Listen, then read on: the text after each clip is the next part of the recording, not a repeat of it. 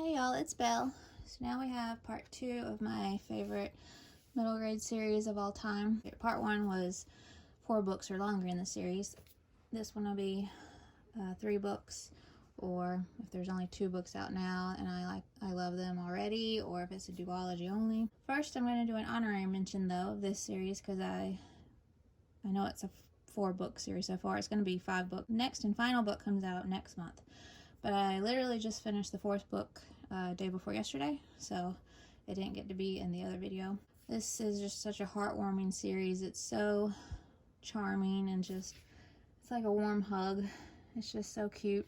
I'll read you the synopsis of the first book.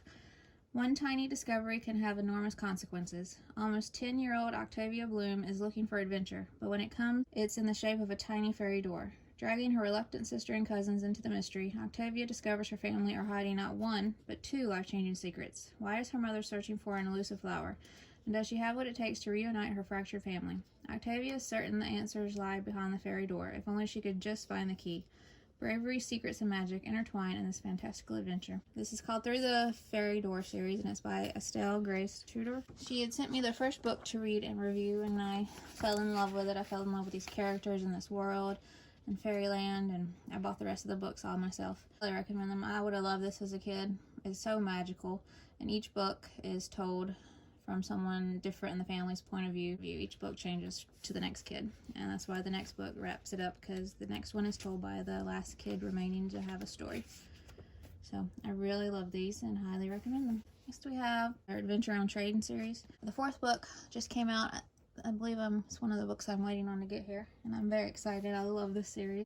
In the first adventure, a young boy is swept up in an investigation to uncover the perpetrator of a jewel theft.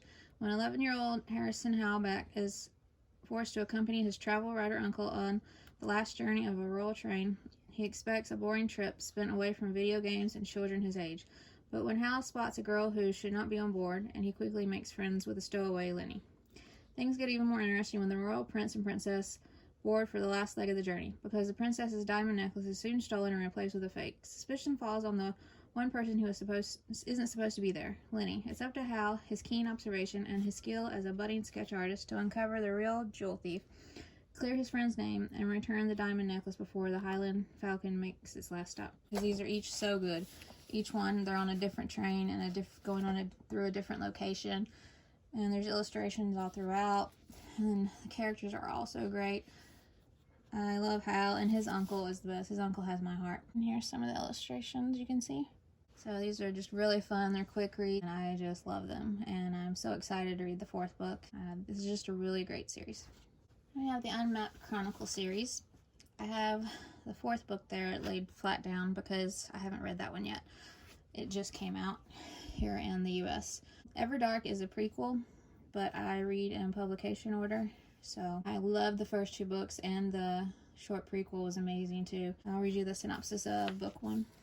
11-year-old Casper Tock hates risk, is allergic to adventures, and shudders at the thought of unpredictable events. So it comes as a nasty shock to him when he accidentally stumbles into Rumblestar, an unmapped kingdom full of magical beasts. All Casper wants is to find a way home, but Rumblestar is in trouble. An evil harpy called Morg is sending her followers, the Midnights, into the kingdom to wreak havoc and pave the way for her to steal the unmapped magic for herself. But Casper cannot turn a blind eye because the future of his own world, he discovers, is bound up with that of the unmapped kingdoms. And so together with Utterly Thankless, a girl who hates rules and is allergic to behaving, and her miniature dragon Arlo, Casper embarks upon an adventure full of cloud giants, storm ogres, and drizzle hags. Can he, Utterly, and Arlo, the unlikeliest of heroes, save the unmapped kingdoms and our world from the clutches of Morg and her Midnights? Arlo has my heart. Everything about this is so creative, like this world and how it ties into our world, the backstory of Morg and the Phoenix Tears, I think they were called. All of it. I love it. And each book is told from, actually these are backwards. Each book is told from different characters. Like the 2nd book is completely different characters. I highly recommend these. These are great, and I cannot wait to read the latest one that just came out. And I think it's the final one too. So see how it all wraps up. We have the 100 Dresses series by Susan Maupin Schmid. And I don't think I said before, but Adventures on Train series is by M.G. Leonard and Sam Sedgman. And the Unmapped Chronicle series is by Abby Elphinstone. This is such a magical series, and these dresses in here are so, I just want to go into this closet. It's just such a creative and amazing story, and there's supposed to be more, but I read the author said there would be a 4th book, but I don't see any release date plans or any more talk about it other than that, so I don't know, but I really hope so. The synopsis of book 1 says, inside an enchanted castle there's a closet with 100 dresses that nobody ever wears. Dresses like those need a good trying on, and darling Dimple is just the girl to do it. When she tries on dress number 11, something unbelievable happens. She transforms into the castle's head scrubber. It turns out that each dress can disguise her as someone else, and Darling is about to have an adventure that calls for a disguise or 2, or 100. The whole backstory of the castle, the dragons, the sleeping dragons, the magic that's in the castle, the canary, and Dimple herself, everything about her past. There's still more we have to learn about her, so there really needs to be another book. But each book was just even better than the last, and I just really enjoyed this. It's just a magical fairy tale like story. The little mice, oh, it was so cute. It's like a Cinderella, but not a Cinderella. It's so hard to explain. So I highly recommend these. They're just fun adventure, magical, amazing characters, of course. So I love these. Now we have the Unicorn Quest series by Camilla Benko. I love these so much. I flew through these. These have so much suspense and danger. They get a little bit darker, a little bit, and I mean, enjoy that in middle grade, and the unicorns and the whole story, and the story of their family and their aunt and everything they discover. It's like when they go up the fireplace, it's like going into Narnia almost, and what they find out about themselves. And it's a great sister story too, and such a great adventure. The synopsis of the first book says, Claire Martinson still worries about her older sister Sophie, who battled a mysterious illness last year. But things are back to normal as they move into Windermere Manor, until the sisters climb a strange ladder in a fireplace and enter the magical land of Arden.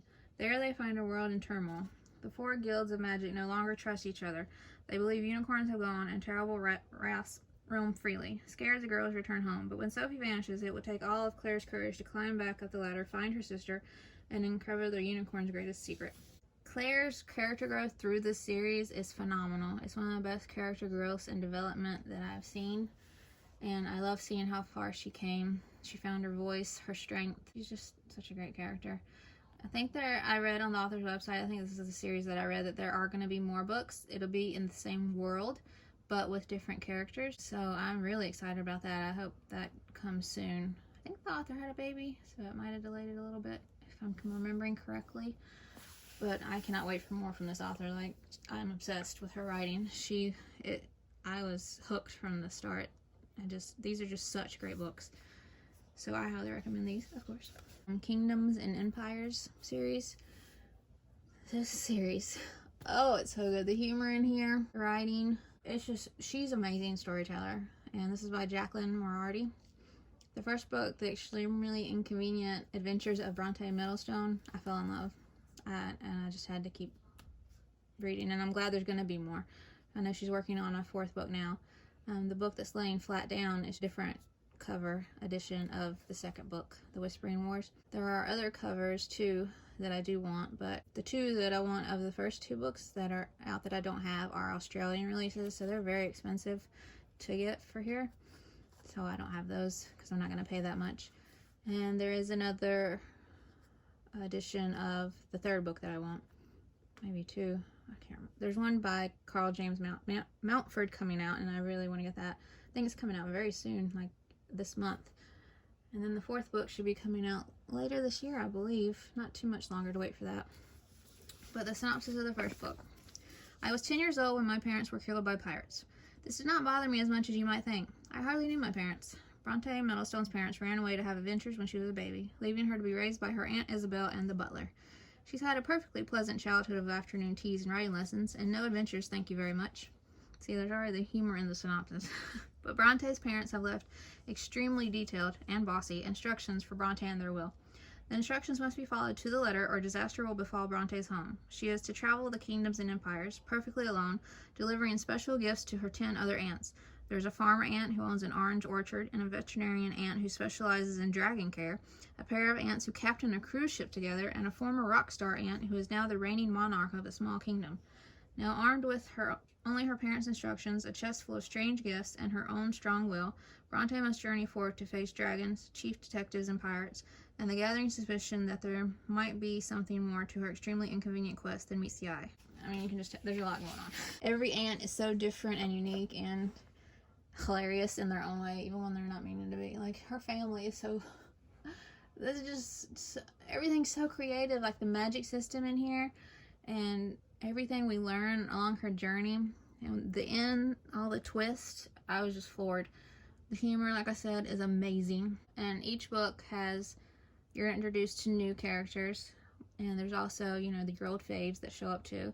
Like Bronte and her friends that she makes in the first one do appear in the other books. They just get better and better. I mean, Bronte's story will always have a special place for me because it was such an amazing, memorable read for me. But the whole series is just utterly amazing. In my copy of Bronte, there aren't illustrations except for the chapter headings, but they're incredible.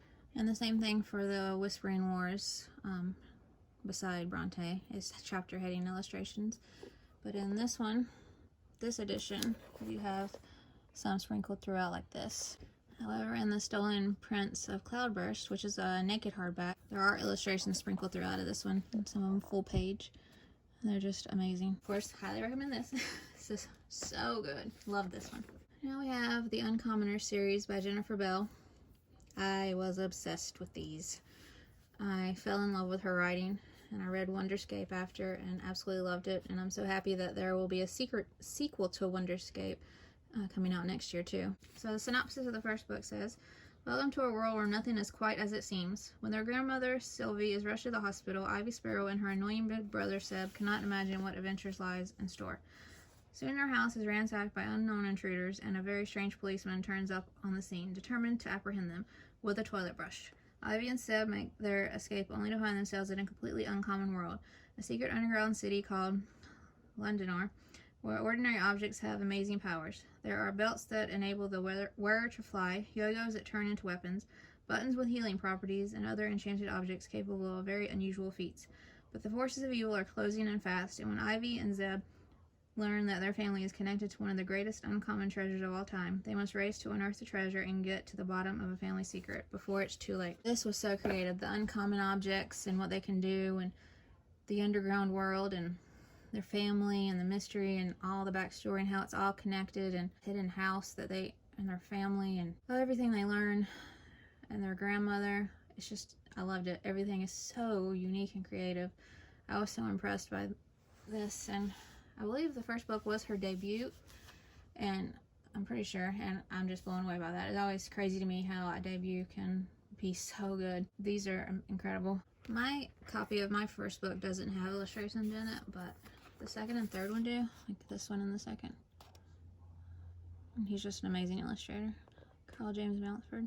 So those are amazing. I didn't think to include this one in the 4 books or longer series that I love, because I always forget about One Wish when I'm thinking of it, because that's the prequel to the series. I have it at the bottom though, because like I said, I read in publication order, and it was written after the series started.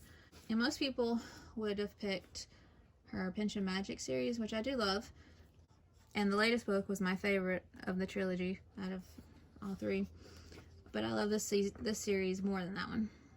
It's a little bit darker, there's more magic, just darker MG, I just love, and these are definitely darker. So, synopsis for the first book says, Tanya has a secret. She can see fairies, but not the fairies we imagine.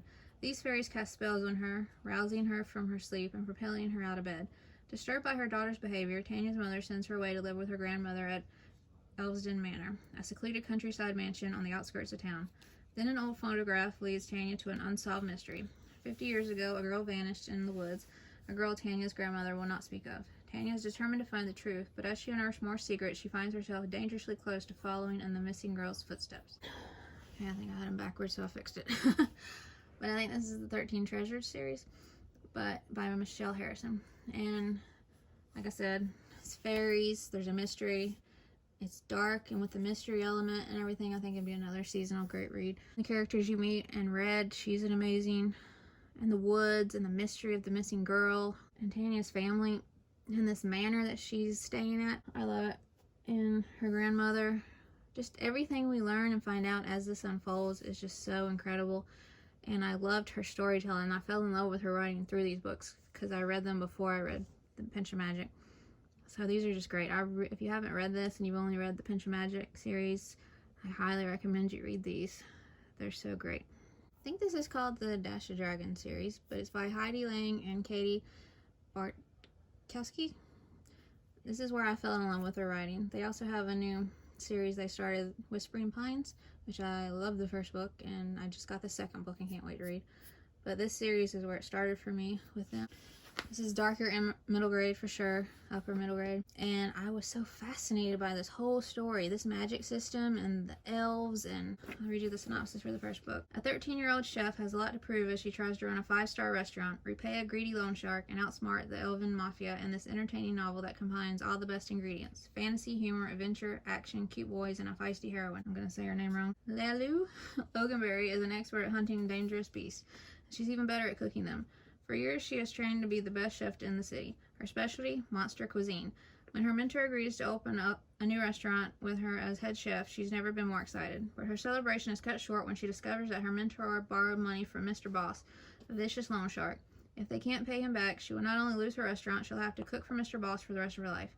As she scrambles to raise money and time, she becomes trapped in a deadly conflict between the king's cold-blooded assassin, the terrifying elf mafia, and Mr. Boss's ruthless crew. Worst of all, her only hope is outsmarting Mr. Boss, relies with the one person she hates, Greg, the most annoying boy in school and her rival in the restaurant business. But like she always says, if you can't stand the heat, stay out of the kitchen. And she's determined to succeed no matter the cost. Like elven mafia. Oh, so good. And 2 elves have my heart in this. One is better soul and one's a more troubled soul. He's on the line of, he's in that gray area of morality, I would say. Sometimes you think he's good and then he's bad. And Greg, her so-called enemy, everything that develops between them with their friendship and everything they go through. So much adventure, so much danger in these books and suspense. And the monsters and the cooking and the restaurant and her best friend in this. Just everything, like the loan shark, the king, that assassin. So many amazing parts to these books, and the writing is just spectacular, and I just loved it. I wish it had been like a 20-book series actually, but these are so great, and of course I highly recommend them.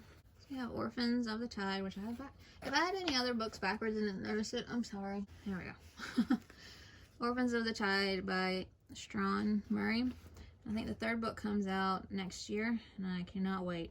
Another darker and middle grade, upper middle grade. Another creative world and story, and just so engrossing and just such an intriguing idea. Synopsis for the first book says, a breathtaking middle grade debut for fans of Brightstorm and his dark materials. The city was built on a sharp mountain that jutted improbably from the sea, and the sea kept trying to claim it back. That gray morning, once the tide had retreated, a whale was found on a rooftop. When a mysterious boy washes in with the tide, the citizens believe he's the enemy, the god who drowned the world, coming in to cause untold chaos. Only Ellie, a fearless young inventor living in a workshop crammed with curiosities, believes he's innocent. But the enemy can take possession of any human body, and the ruthless Inquisition are determined to destroy it forever. To save the boy, Ellie must prove who he really is, even if that means revealing her own dangerous secret. The boy and Ellie's best friend in this, just such great characters, so well written. And the whole story between the enemy and then this land, and how the boy comes to meet Ellie is also creative. Such a unique story. And her inventions are so good. I just really love this, and I cannot wait, especially after the way the second one ended. Oh, the second one, that story and everything that happens. I was on the edge of my seat, and the suspense was next level. And the twists, both books, the twist were so good. I think the 3rd will be the last book, and I can't wait to see how he pulls it all together and wraps it up. So excited. So we have Evernight by Ross Mackenzie. I don't know if there's going to be more, but I really hope so, because I really love this world and these characters, and it's just such an intriguing idea, and he's such a great writer. I'm just always so impressed. every time I read something by him. Synopsis of the first book says, thousands of years ago, the Evernight came to the Silver Kingdom and turned everything to darkness and chaos. It was only defeated thanks to the skill and bravery of the witches. But now the Evernight is about to return, released by the evil Mrs. Hester, and the only spell that might stop it is lost deep below the great city of Kingshaven. Then orphan Larabelle Fox stumbles across a mysterious wooden box while treasure hunting in the city's sewers. Little does she realize she is about to be catapulted into an adventure facing wild magic and mortal danger, and a man who casts no shadow. That man with no shadow was terrifying. You have witches in here, and the white witches, I think they were called, which are being controlled by Mrs. Hester, and the king. Some stories, the way authors come up with these worlds and the story, it just always amazes me, the talent to come up with stuff like this. Just so creative, and like I said, amazing writing. I just love his books, and I am so eager for more from him, so I cannot wait. Hopefully there will be more to this. I don't know if it's going to be just a duology, but hopefully there'll be more, because this is an amazing world. The magic system, the story, the backstory of this world. I love it. Next we have Bright Storm adventure books by Vashti Hardy. I think when I asked, she did say there would be more, but just like I think she had said there would be more for Wildspark, but she keeps putting out other books. And I just want to scream to finish these because I want more. But then I end up loving any book she puts out anyway. So as long as she's putting out books, I don't care, I guess. But I would love for her to put out more in this and then the Wildspark. Because these are just, her writing is just so great. And the steampunk that I love aspects and the adventure and the sibling relationship. I love it. The synopsis of the first book is, Arthur and Marthe Brightstorm are devastated to learn that their famous explorer father has died in a failed attempt to reach South Polaris, the southernmost point in the world. To make matters worse, the Lontown Geographical Society finds Ernest Brightstorm guilty of sabotaging the expedition of his competitor, Eudora Vane, a respected and powerful member of the society. But then a mysterious clue leads the twins to question the story they've been told. Joining the ragtag crew of the Aurora, a homemade skyship captained by the intrepid Harriet Culpeper, Arthur and Marthe race to the South Polaris to salvage their family's reputation. As the skyship sets sail, the twins must keep their wits about them if they are to uncover the truth about what happened on their father's doomed expedition and to prove themselves worthy explorers. Ragtag group is always my favorite kind of group, and I love that. And this ship, and the captain, Culpeper, she was so amazing, and every part of her crew, oh, they're so good. The cook and the butler type guy that is her right-hand man. It's such great characters, and the story is so incredible. I cannot wait for her to put more books out. I don't know if it'll be just one more or if there will be more than that, but I cannot wait. We have A Darkness of Dragons by S.A. Patrick. This is incredible. These are so phenomenal. I think the third book will be out next year, and I need it now. These just blew me away. I was so impressed. The synopsis of the first book says, after playing a forbidden spell song to save a village from rats, 12-year-old piper Patch Brightwater is thrown in jail. But there he meets Wren, a noble girl under a rat-shaped curse, and together they befriend Barver, a fearsome dragogryph, and set off on a grand adventure filled with sorcerers, dragons, bandits, and one very deadly enemy. From the depths of the Tarvascan dungeons to the highest peak of Gemspar Mountain, this stunning book reminds us of the soaring joy of adventure, the captivating danger of magic, and the delight of finding friends in unexpected places. These three, the rat girl, and Patch, the piper boy, and Barver, Dragogryph, the friendship they create, and they become a found family like I've ever seen. The best one I've ever seen, I think. They are so incredible together, so well written of a friendship. And they would do anything for each other. And Barver has my heart. That Dragogryph is so, he's so heartwarming and special. And I just love him to pieces. And there's so many incredible, unique details that the author has in the story. And it's so atmospheric. And the whole backstory of the Pipers and the bad Piper and everything and that we learn and everything that comes out. Every detail in the story is so, I don't even know how to explain it, but it's amazing. I'm going to need so many more books from this author, besides just one more. But I do need that third book now. It's definitely darker and upper MG. A lot of danger and suspense and so much friendship and bravery, atmosphere. I really, really, really, really recommend these. These were amazing. Lastly, we have the Stormwatch Diaries series by Christiana, I cannot say that last name, Flavia. Sorry if I said that wrong. Well, I'm in love with the series. I read the first book and fell in love. So when the publisher did a giveaway on their Instagram and I entered it and I won for the second book, I cannot explain how excited I was. I was so happy. The humor in here is my type of humor. The author also not only breaks the wall by talking to us, but they talk about us. Like it's so hard to explain. I don't want to spoil anything, but Rose is such a special girl, and this is such a creative story. And her and Merritt's friendship, as you watch it grow through these 2 books, and I'm sure it's going to get even more so as it goes along. They are their family. Like, no matter what other family they have, them 2 are it for each other. They would do anything for the other. They just love each other. And it's so special and beautiful to read about. And their banter together, I love it. Rose's humor, I laugh out loud literally so many times reading these books. But there's also danger and suspense and serious edge of your seat moment. Like, it's the perfect mix of everything. And the magic system in here, and them having the wings and their soul signias. There's time traveling to come because future selves make appearances, so we know they learn how to time travel somehow. Just read the synopsis of the first book. Legend Seeker, part-time ghost hunter, time traveler. 13-year-old Rose Schuyler sneezed a magical storm cloud at birth, and it's followed her around ever since. But when storming causes one too many public disasters, Rose is taken to Heartstone, an asylum for unstable magic. Its location, the heart of a haunted forest whose trees have mysteriously turned to stone. They say the ghosts are bound to the woods. Then why does Rose see them drifting outside the windows at night?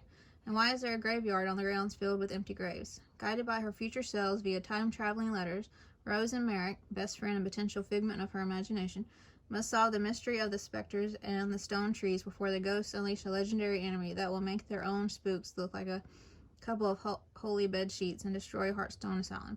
Letters from the future are piling up. Rose can't save Heartstone herself. However, 5 of herselves, a magical storm cloud, and a guardian angel who might very well be imaginary. Now that's a silver lining. Will they find what killed the ghost before what killed the ghost finds them? And everything's so creative, from the wargs, the wolves, the soul signias. But Warmonger and Silas have my heart. They are such great characters. I love them. And her little husky that she has, that you just have to read them. They're so great, so creative. Asylum is more like a school setting. Everybody she meets there and what she learns there, and the more we uncover and learn. In the second book, I don't know how she didn't have a headache for months after writing that one. How she wrapped it all together, how it all made sense and came together, and the twist at the end had me shocked. I couldn't believe it. It was like a mind-bending adventure. Just as creative and intense, and her and Merritt just as great. And that ending, I need the 3rd book now, please. Future me, bring me the next book. So I really highly recommend it. I forgot to show y'all that this has illustrations sprinkled throughout too in both books. So here's one of them. I hope y'all enjoyed this. I'm sure there's some that I left out. There's just so many in that room, and plus I had taken out a lot for those spooky videos. So a lot of those in there are some of my favorites too, like Ivy Pocket, for example. Hope you enjoyed this, and I will see you in the next one. All the illustrators will be listed below. On my last video, I went to go back and edit later and put the illustrators, but the save option never lit up for me to save it, and it still won't. If it hasn't, by the time I put this one up, I'm going to put the illustrators from the last video underneath in the description of this one as well. But all these illustrators did amazing jobs. These covers are incredible, so they will be listed below. I'll see you next time. Thanks. Bye.